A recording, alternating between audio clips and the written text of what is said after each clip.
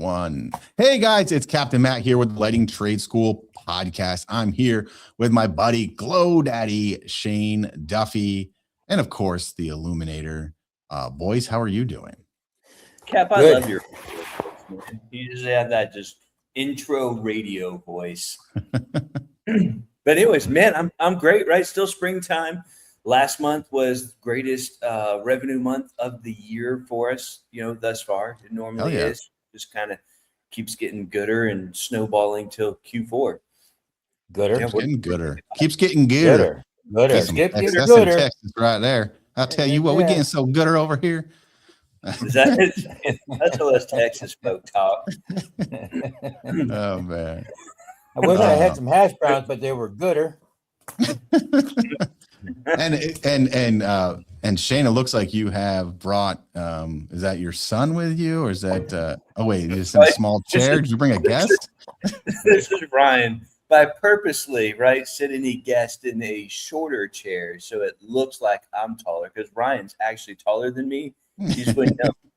So it's it's a boss play tactic. Yeah. But yeah, so Ryan just kind of randomly came in today. I thought he would be good for the podcast because Ryan is an expert at door knocking. He's been doing it. He's won national awards. He goes all over the nation, highly sought after by companies, to run blitz campaigns in door knocking. So Ryan just made it into San Antonio, where he's originally from, to start working with Glow Geeks and building that door knocking division that we want. Wow.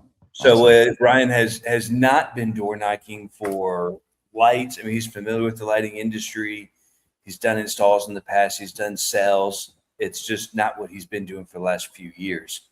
But it would be really good maybe just to interview him on mindset for door knocking, strategy, why door knocking, and maybe any questions that we just want to fire his way.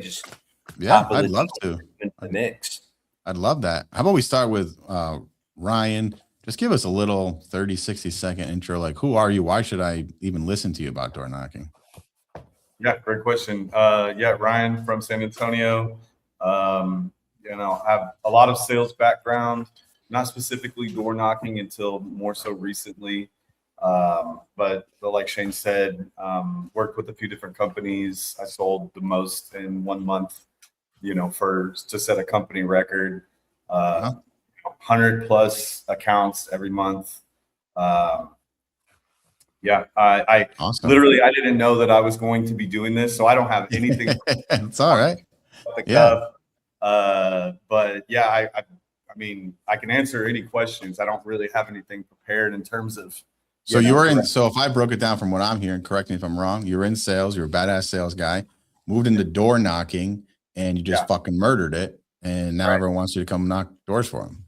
Correct. Including me.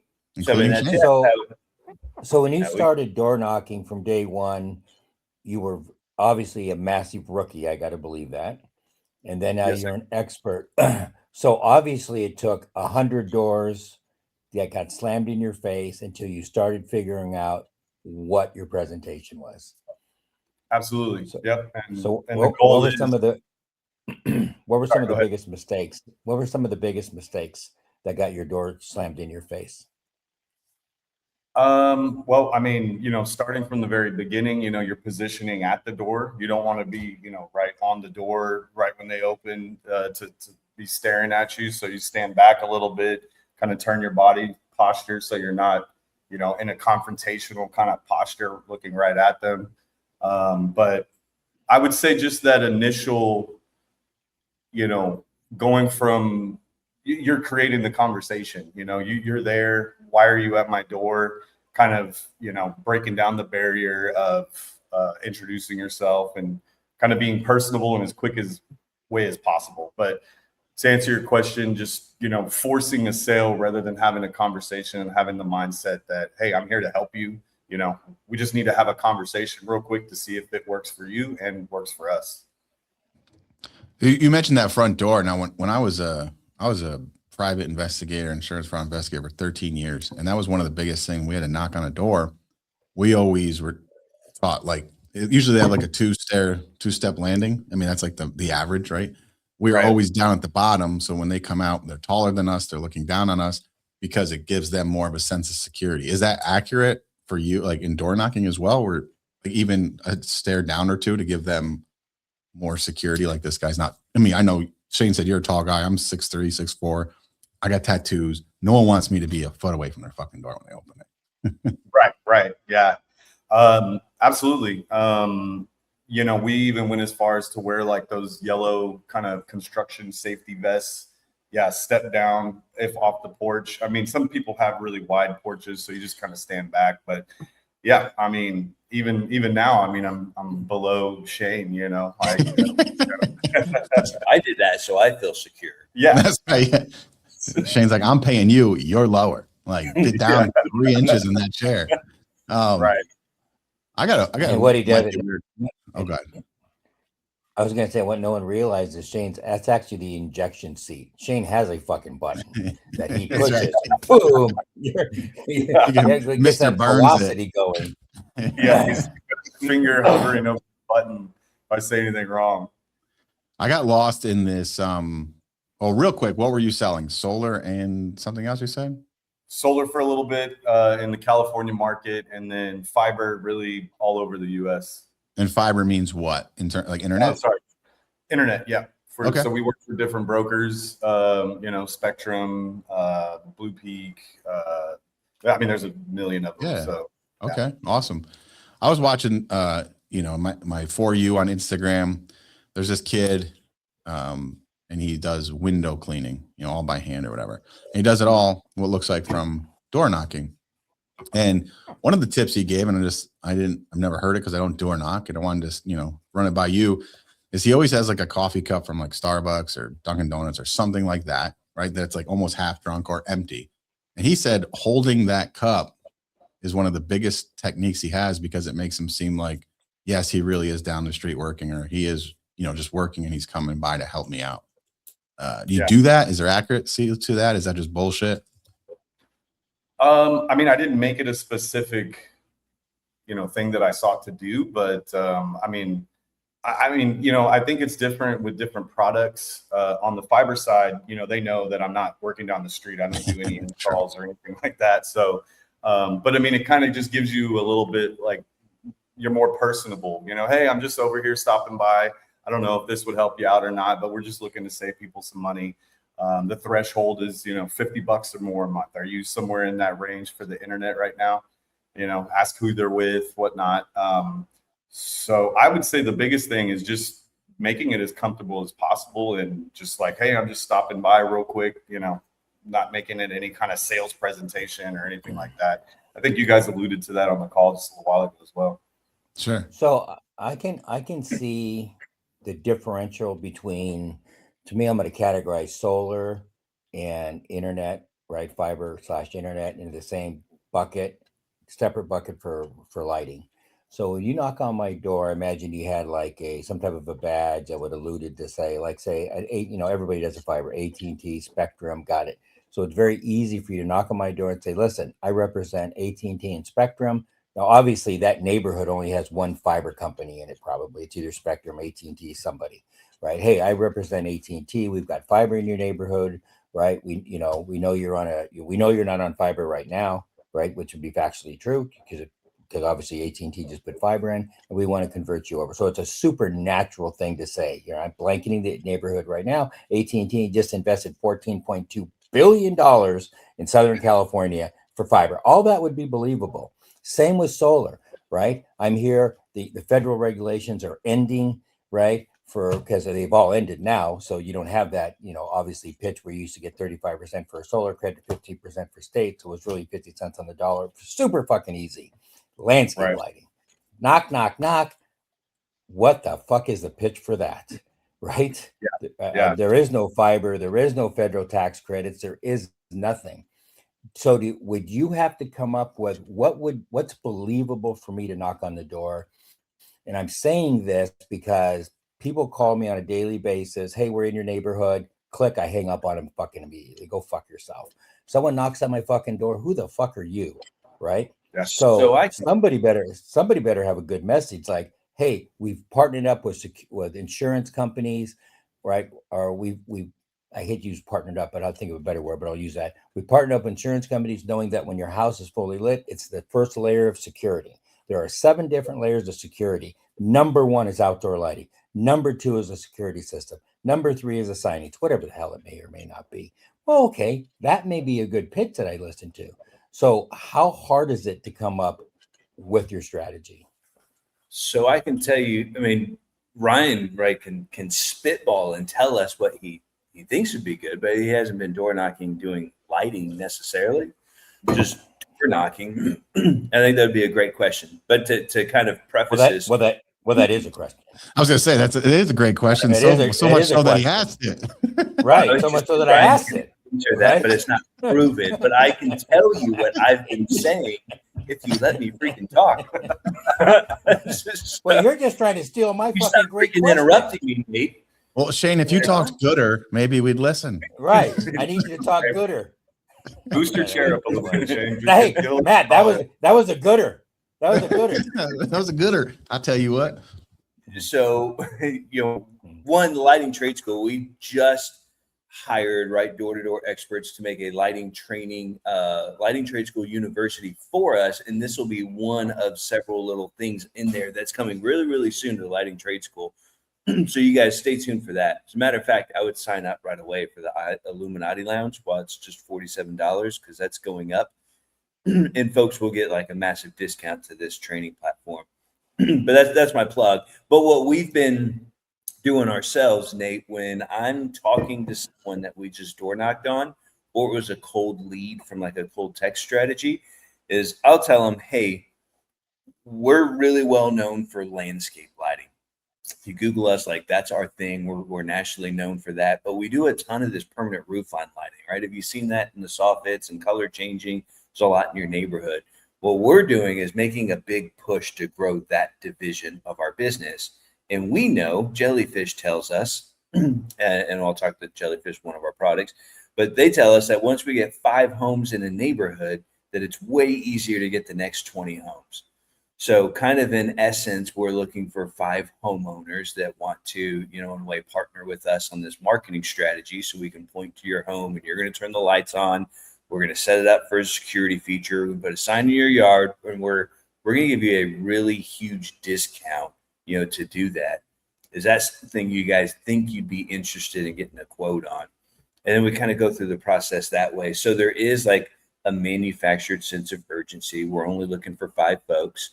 There's a deadline to this, and we are using them. That is a legitimate thing. We're going to point to them and help to get the next 20 clients. Now the pitch might more turn towards, hey, we have 5+ homes in this neighborhood here, here, and here. We're offering a neighborhood discount. So there may still be like a manufactured urgency past the 5 clients. That's what we're doing for these 5. And PJ, who's our Glow Geeks Denver location, just kind of went through this training and went out last night. And in his first hour and a half, got a close to $6,600 permanent lighting deal. I think this could also be for landscape lighting. I think permanent roofline lighting folks are really familiar with, and you can go into like normal middle class, upper middle class neighborhoods and make sales. Whereas in landscape lighting, you kind of have to, I won't say you have to have badass stuff to light, but it's definitely a more premium client than a permanent lighting client. And that almost sounds like, we were talking about shows earlier, like, Glengarry Glen Ross, the one with Jack Lemmon that they were aluminum side salesmen. Do you remember that one? No, about a certain scene in the movie. Well, their whole strategy was they knock on someone's door and they got a camera crew basically, and of several people, and they're like, okay, guys, this is it. This is going on, say, a cover of Time magazine, some cover about how you can transform someone's ugly house into an aluminum siding house and transform it to make it beautiful. And then, of course, they realize someone says, oh, we got the wrong fucking house. And then the homeowner's like, well, wait a minute. What kind of a deal are you talking about here? Maybe I'll do it, right? It was an unbelievably good strategy. And I just remembered that when you were saying that. I did go back and rewatch that movie now. Yeah, what was it called? Jack Lemmon and that'd be. I want to see that movie. So that's all fine and dandy, and I don't want to. You asked Ryan a question. Let's let him answer that. Yeah, I was So going I to was say. just going to add to that. What excites me about the permanent lighting and landscape lighting is that, with fiber, say I sell the Johnsons, hey, do you guys know Justin and Amy down the street? Yeah, they switched. But that's really all. At least they don't know who has what internet, But if you get a client, you do some landscape lighting, you do the permanent lighting, everybody on the street notices that. And I mean, it's free marketing. So I don't know why you couldn't talk to every neighbor within 30, 40 houses and it seems like an easy in. That's why I'm here. Hey, have you seen the house down the street that just got the lights, So, I mean, that's what really excites me about this opportunity personally. And that makes a lot of sense, right? Because whether they know Amy and Justin or not, they know the fucking house, right? Yeah. Without giving away full blown secrets, though, like I think what Nate was really alluding, pretty ass straight. You knock on his door, right? What is that opening 3 sentences? Right. You're asking me? Yeah. Well, in the lighting sense, I'm still to figure out, but for me, it was just, hey, I'm Ryan. I know you were busy. I'll be real quick. And then I just go into my pitch. I don't really have a specific opener, that's going to land them right off the bat, first sentence. Well, I just meant not getting the door slammed in your face is my point. Knowing you, yeah. So do you look for something to break the ice? Hey, I noticed you got a Tesla in the driveway. I have a Tesla. Hey, I noticed you've got this college flag. My brother went there. I mean, do you is that the first thing? No, because I know people that did that. And it seems really salesy, I would say, like, why are you at my house? Oh, I noticed you cut your yard yesterday. It doesn't really come off authentic. So for me, it's just hey, everybody's busy, everybody's doing shit. And, why are you at my house? I've got just a few seconds, to kind of capture their attention. So, for me, it was just more like, hey, I know you're doing stuff. I'll be real quick. And then I go into whatever. And then I do add all that stuff in as I'm talking, but, I'll bring up like, oh yeah, you got a Tesla, I got a Tesla too, or whatever. But that's more so like building the rapport and kind of building a relationship with them. So you don't start off like ever with a joke. Hey, the IRS tell you I was coming by. Yeah, I do that. I have done that. And I tried different ones, like you said, hey, did the IRS tell you I was stopping by? No. Okay, good. Because that would be weird. I'm just the internet guy, and then go from there. And how was those responses? Like when you did like that joke specifically? Got a few eye rolls, and then sometimes people would laugh, and then like, okay, what are you doing? Okay. So yeah. But Nate would probably shoot you. You're from the IRS. Yeah. So let me ask you this, knowing that when you're doing some type of a campaign, door to door, right? Cold calling, magazine, we don't know what the best message is. So for me, and I'll make up the number, I knock on 5 doors. I have a 0%. People just slam the door in my face. So at some point, I'll call it 5. I change my message. I get door slammed twice. Now it's 5 out of 10. I change my message. So I'm always changing my message. I'm not being stubborn, blaming the people. Oh, this fucking idiot just slammed the door in my fucking face. And at the end of the day, I have a 0%. I change my message until I finally get somebody to listen to me. Is that a strategy that you would use? To be honest, I found I found kind of a pitch that worked, and I stick to that. Changing a bunch, but once it works, my point was it didn't work. Yeah, I was failing. So until I got it to work, then I stayed with the message and maybe fine tuned it. That was my point. Yeah, absolutely. Trying to figure out when you got the gooder one. When you got the gooder one, I stuck with it. Yeah, when you get it down and you feel comfortable, and everybody's going to be a little bit different. I go and I'll knock or shadow somebody, and they kind of have they interject their personality into it. You got the basic framework for what you're going to say and what points you want to be at during the conversation, but and then your personality kind of comes in between that. But yeah, absolutely. But once you find something that sticks, you stick with it. But you have to have the mindset that you can't say enough of the right things to the wrong person, and you can't say enough of the wrong things to the right person. So, you're going to get doors slammed in your face no matter what you're saying. And you just have to kind of go with it. It's part of the, it's the nature of the beast. So as far like here in Southern California, probably California period, nobody answers their door because that's what thieves do. They knock the door, they come in, bust down. They've watched it. They know the husband's at work and the wife's home alone. So they preach, never answer the fucking door ever. Right? Yeah. Because anybody knocking on your door, right, is a salesperson or a bad guy. No one's knocking on your fucking door. They're picking up the phone, calling you, hey, I'm coming over. Yeah. So that has got to be a hurdle with door-to-door things right now, right? So obviously most people have Ring cameras. So you now have to dress appropriately, have that badge, something, because I got to believe even for someone to answer the door, it's got to be really bad. Right. Well, I mean, I will add that California is the only place I've had multiple guns pulled on me. So, but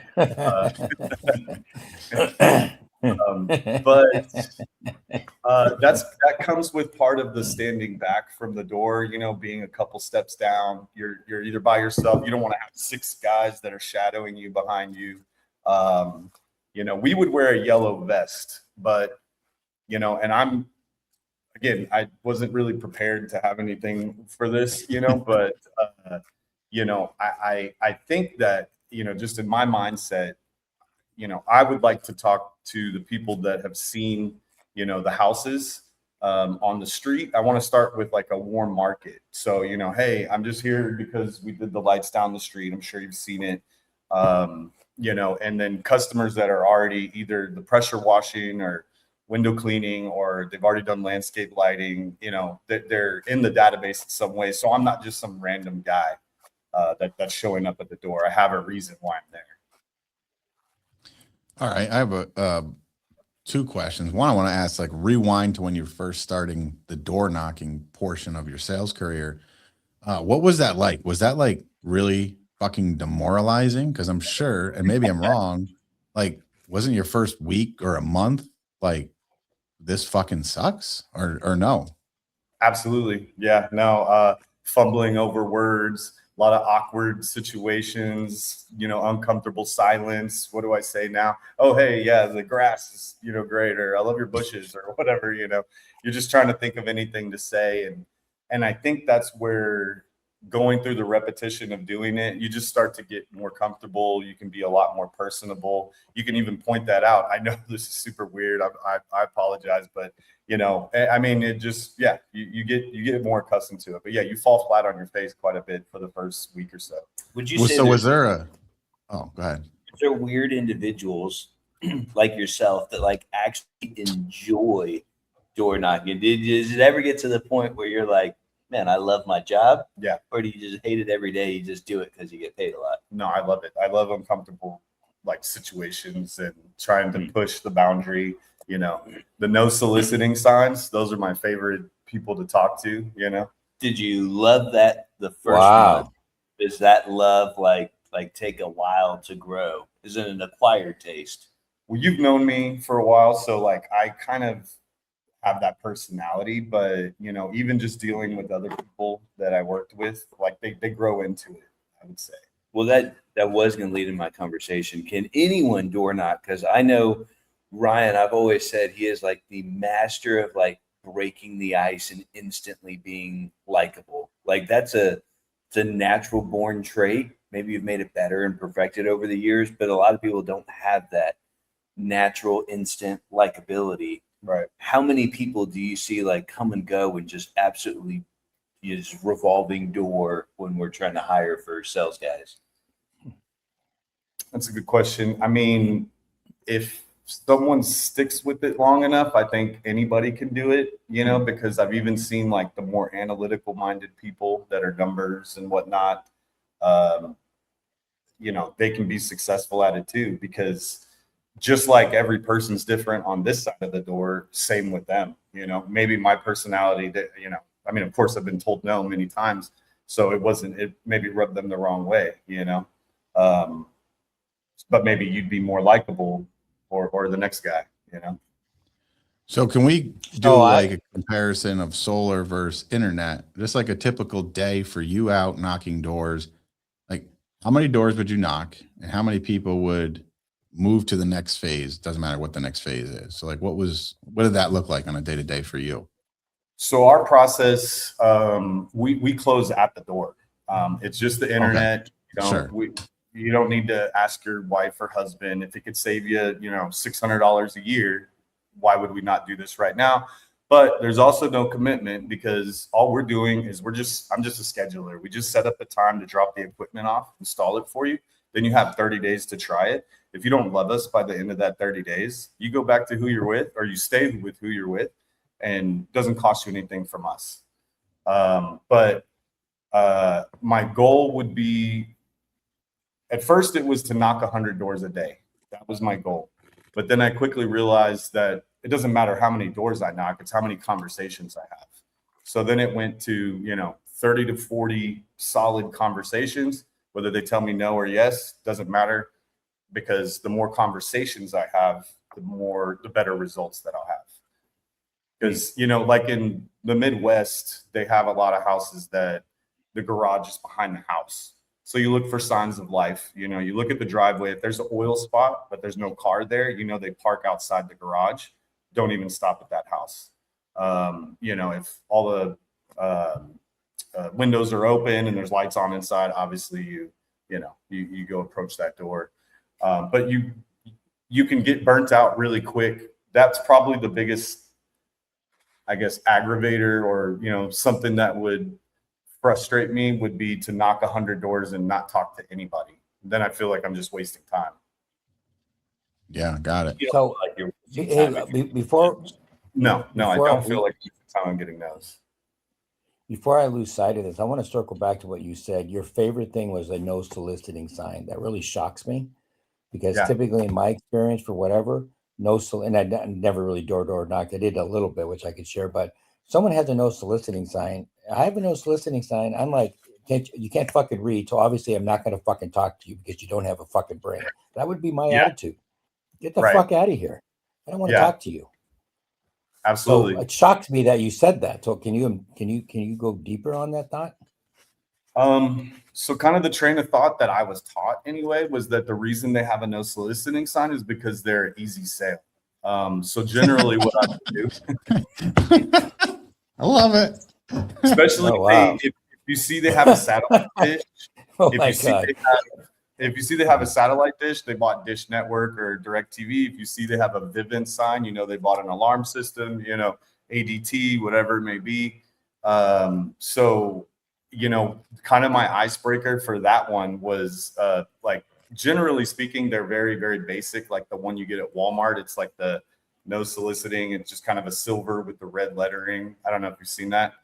But I would say, hey, notice you have an old no soliciting sign. Obviously, it didn't deter me. So we're actually selling like some more, some better no soliciting signs. Would you be interested? If they went like super out of their way to like paint like a hand thing or, hand crafted no soliciting sign, or they have, step back 100 feet with a gun on it, or, get the hell off my doorstep kind of stuff. I don't knock those guys. That is kind of wasting your time. But just the cheap no soliciting sign. I have a sign on my gate that says trespassers will be shot once, survivors will be shot twice. Right? I would probably knock your door, especially in California, because but I love that thought. If they have because I think 99% of people buy the no soliciting signs at Walmart, whatever. So I love that thought. I would definitely carry it to the point to where I would literally bring up a no soliciting sign, brand new with me, gold plated, whatever the fuck it is. I think that would be the best opening in the world. I've noticed that your no soliciting sign is old and raggedy looking. We got the top of the line right here. I think that would be an unbelievable opening. Now whole new market. Security lighting. And the worst is you sold a $40 fucking no soliciting sign. You made $20. Now we've also found like a better soliciting sign is step one. Better lighting is step two to deter soliciting. Right. So, We Let can me help. strategically blast. We can strategically blast lights, blind them in the daytime too. Stay out, right? So like, No speaking of like soliciting no light. soliciting, do you ever go to the county clerk and get your solicitor license? Have you ever had any issues with that? Like, just, what's that look like? Yeah, certain, because we worked a lot of really small markets too, and yeah, sometimes it wasn't more so. It was more so because the companies I was working for required it. But big companies, right? Yeah. I've had like maybe, I don't know, I would say maybe 10 to 15 people ever ask me to see my permit or a license or anything like that. Most people are not worried about it. It's going to be the Karens that, are the head of the HOA, and there's a, no soliciting thing out in front of the neighborhood or whatever. That's who's going to mainly, have an issue with it. So you're not going to really worry about it for lighting. No, I mean, what's the word? You'd rather beg for forgiveness than ask for permission. Sure. Something like that. Yeah, absolutely. Yeah. I will say PJ just got one in Denver. He was telling me he just got it yesterday and went out door knocking that day. And he made himself just a little lanyard. Says PJ, Glow Geeks, Denver. He used the jellyfish logo because he's installing jellyfish. And I think he has like his permit somewhere in the back of that. He says they teach that right to her. So he has a little clip on. So he just looks a little more professional. Got it. Right? We did have I'm a jellyfisher. Yeah. Most of the companies I worked for, they would issue a badge. They would give me actually a virtual one, and then I would just print it. And it was literally like from Kinko's, like just a piece of paper inside one of those little plastic sleeves. So like a trade show. Doesn't have to be super fancy or anything, yeah, it's. But you would wear that. For some, not all. Here recently, I haven't been wearing it because they didn't provide it. But yeah. Did you wear a company shirt, or you just kind of go out and whatever? No, I would go out literally in this. I would just have a green vest on. That was my uniform. Was the green vest. Just because I guess it's kind of like a sneaky tactic too, because you could be a utility guy. Why are they at my door, kind of thing, if they look out. But would you, in lighting, wear a green vest? Maybe like a vest with lights, or like glasses with lights, or something like you're the glow doctor. My thought is for lighting, it's a little bit of a. I mean, to me, it's more of. I mean, it's not super high ticket like solar, but it's more of a high ticket item. I wouldn't dress like this. I'd want to have like something like what you're wearing. Got it. Okay, what about Glow Geeks logos? By the way, I don't know if you saw that, Nate Dogg. I did not. Let me zoom in. Oh yeah, let me see. Little Glow Geek logos all over. This motherfucker said, "Let me zoom in," and just leaned in. No, I zoomed and leaned, in that order too. I leaned then zoomed. I love it.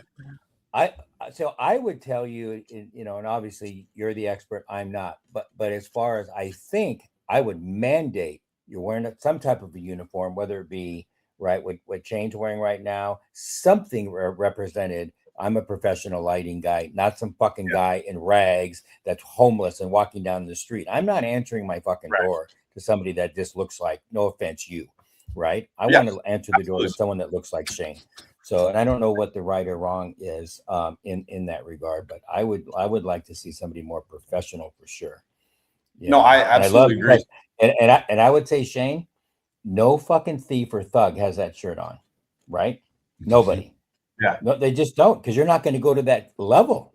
You're going to go to the level of, if he's a bad guy, he went to Home Depot and bought a fucking vest pretending he's the water guy. Are you kidding me? Right. Anybody with a brain knows that's what a fucking thief would do, right? Go more style. Well, everybody knows. And you got to remember, in California, everybody knows that thieves come up, they fucking park, they have a white truck, number one fucking white truck, and then they put a fucking cone outside like they're a utility guy or something, right? It's just a known fact what thieves do. They're not stupid. Yeah. Right.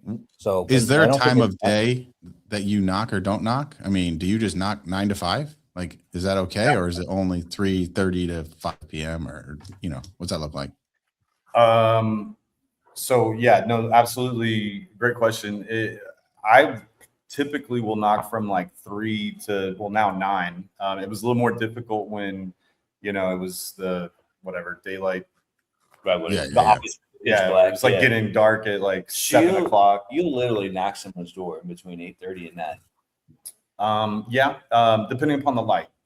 But But yeah. now, right, it doesn't get dark until 8:30, 8:45. Yeah, I have no problem knocking at 8:30, 8:45. 9 is So- kind of quick, but Well, I mean, me, I'll do it. 8:30, like Wow. I'm winding down Yeah. in bed, watching TV, ready to go to sleep, Yeah, answering my Yeah. last emails.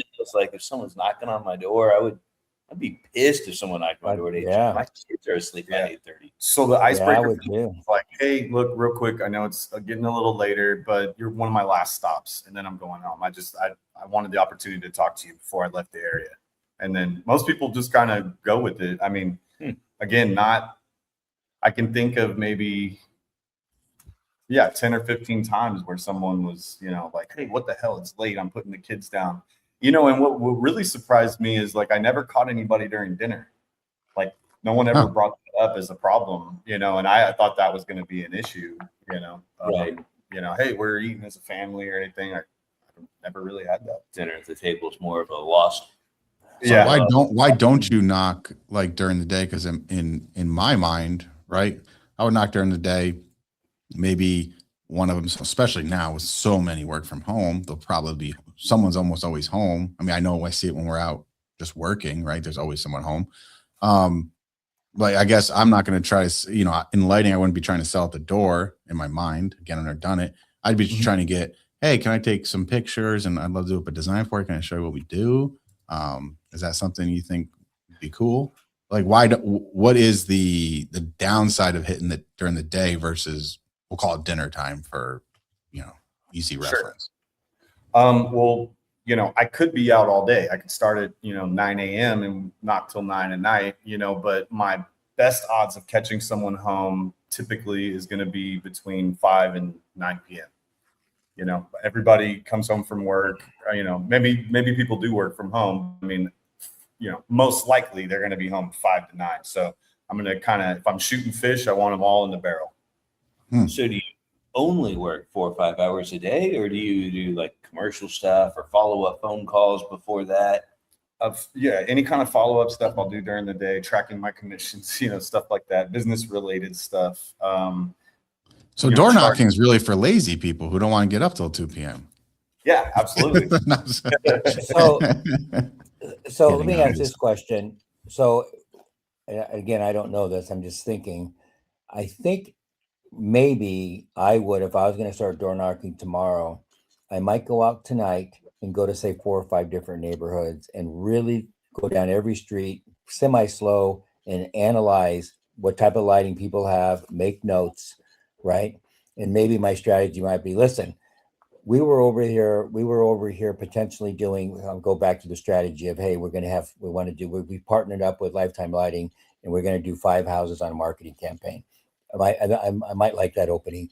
So we were canvassing, you know, the neighborhood last night, and we happened to notice that your lighting is in disrepair, it needs work, or you have no lighting, you know, whatever it may or may not be. I think that could be a good strategy. Kind of like that. Well, hold on. Let's talk about that strategy real quick, because that's a good one in my mind, but it takes more work. So Ryan, is that something as a guy who's not the business owner, as you know, I'm commission only guy. Would that be worth the extra effort, or would you rather say, no, fuck it, I'm going to just go with what, you know, whatever script you have and just go, whether you know what they have or not? So that's a good question. I think if we have the same conversation in, you know, 3-4 months, I'd have like a better answer. Because I mean, I don't really know exactly what I'm walking into with this, because like with Fire, they provide the you know, the provider of the internet, the ISP will provide leads. So like, I know I go to this, you know, I have 150 leads. I'm hitting every single one of those doors. I know that, you know, it doesn't matter. No, those aren't really leads. Those are just, hey, these people don't have our Right. internet. Correct. Right. So they're just cold still. No one knows them. They don't know you. Right. But I can't go to just any house or else I'm wasting time. But with this, I can literally go to any house that doesn't have permanent lighting or landscape lighting. Right. It's a little different, but I would imagine I mean, I think I don't want to say the only value, like the tremendous value is in areas where you guys are already present. Yeah, we already got some houses. Yeah, to me, everybody that's anywhere around that is a lead, period. Talking about being where you're at, I know during Christmas time, I used to have a sales guy who used to love coming to the job site when guys were actually on site, and that was during the day.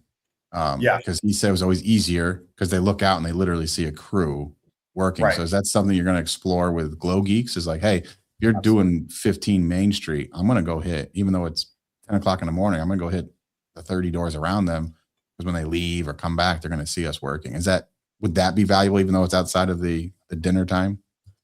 Yeah, no, I mean, for sure. I would at least attempt it, you know, we'll see what the results are, but for sure. And then this is a little different too, because I'm going from closing on the door to setting up an appointment, you know. So the wife may be home. So, you know, even though, you know, I won't catch both people at the door, you know, I could still point and say, hey, we're doing install down the street. You know, I'd like to set up a time if you guys are interested to, you know, sit down and talk. So let's talk over your neighbor's house and let's check their lights out. Yeah. You know, that would be the set up a time. I'll come meet you at 8:30. Yeah. Tell you, why we did it this way.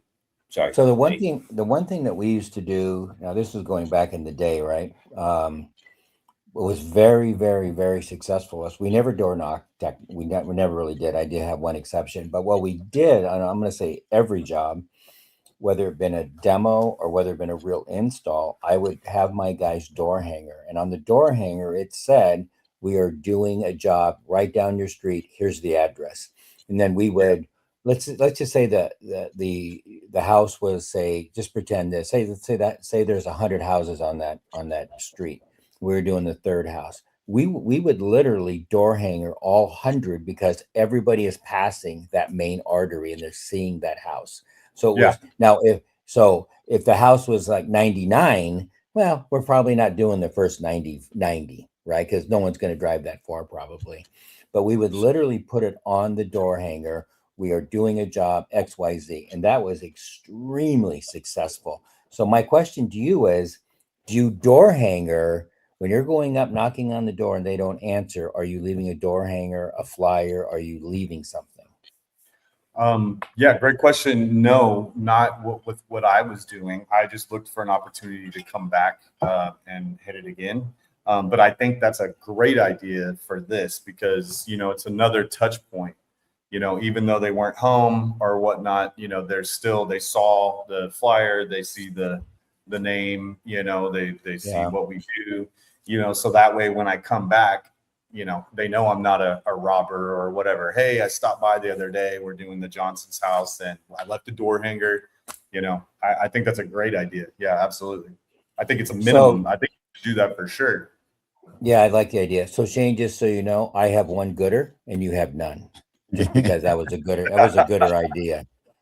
This is exactly what you just said. Your neighbor at, and then we write it, you know, just got, you know, awesome lights. Check out our work. And then we get pictures from the front. This is an amazing flyer, Nate. Well, no, it is. And I think the opportunity is, we all know in sales, it's all about opportunity, right? So you're at the door, right? They don't answer, but you have the opportunity to leave something. Right. And I can tell you what I've done before in the past. Right.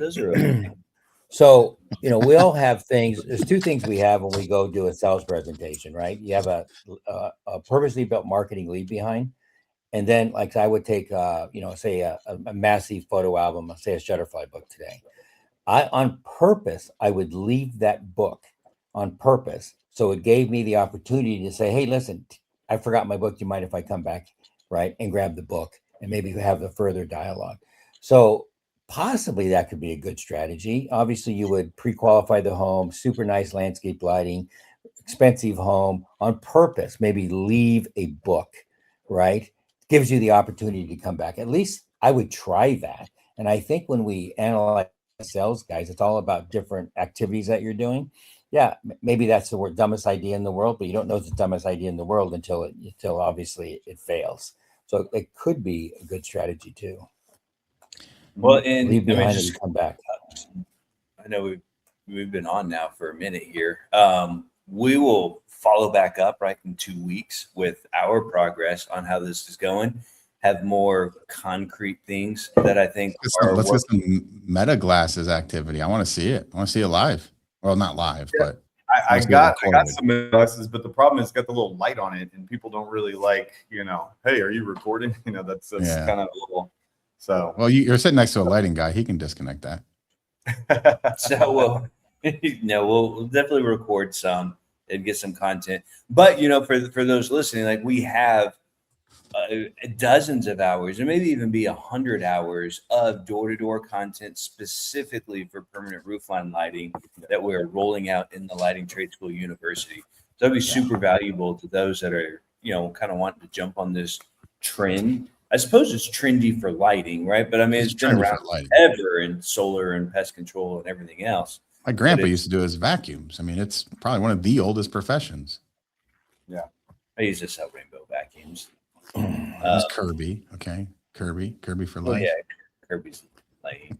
All right. So we'll wrap it up. Check out the Lighting Trade School, last chance, right? For Illuminati Lounge at $47. We keep saying we're going to raise it, and we should raise it today, Matt. But I don't know, for whatever reason, we're just busy and haven't. I don't want to log in. But yeah, we got the university coming along. That should be live next week. And that's going to be awesome. I'm super excited. Kind of what we talked about when we started Lighting Trade School, right? This is going to be that, a developed program that you can do virtually online to really up your game. And the first one that will be released is the door knocking, because the door knocking experts already have that completed for us. Then we'll be doing all of our stuff that we teach live at training. So before you come to a live training, you can actually go through all the virtual content. And then when you do show up to one of these advanced trainings, you will really have just super, advanced knowledge when you get there, so we can take it to different places. I'm super pumped. You can check it out at lightingtradeschool.com. All right, gents. All right. I'm going to hit. Bye.